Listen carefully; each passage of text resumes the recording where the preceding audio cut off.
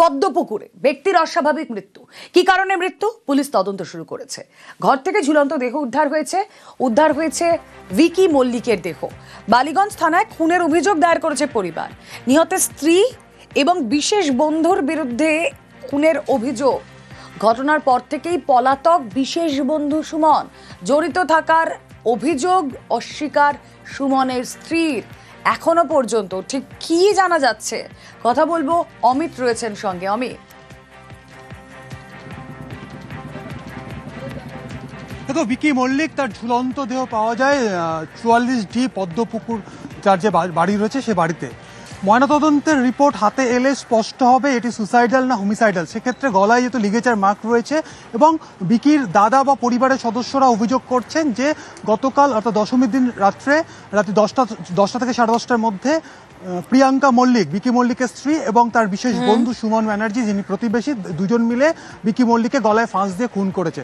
তবে পুলিশের তরফে দাবি করা হচ্ছে ময়নাতদন্তের রিপোর্ট হাতে এলে স্পষ্ট হবে এটি খুনের ঘটনা নাকি নিছকই আত্মহত্যা।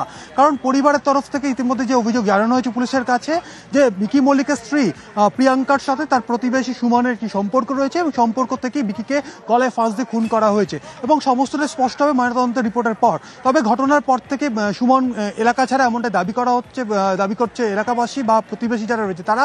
সুমনের স্ত্রীর সঙ্গে আমরা যোগাযোগ করেছিলাম, তিনি কিন্তু স্পষ্ট করেছেন যে এই অভিযোগ সম্পূর্ণ মিথ্যে।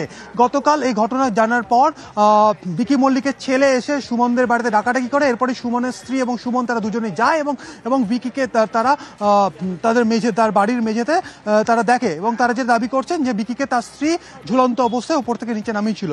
অন্যদিকে যিনি প্রত্যক্ষদর্শী তিনি যেটা জানিয়েছেন আমাদের ক্যামেরার সামনে যে তিনি চিৎকার শুনে তিনি যান সেখানে গিয়ে দেখেন সুমন এবং ভিকির স্ত্রী প্রিয়াঙ্কা তারা দুজনে ভিকিকে চোখে মুখে জল দিয়ে জাগানোর চেষ্টা করছে।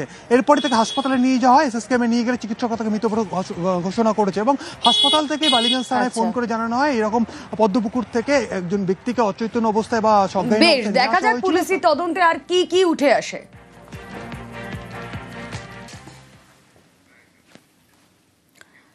এবার মাথা ভাঙায় নজর। বিজেপি নেতার ছেলের মৃত্যুতে রহস্য।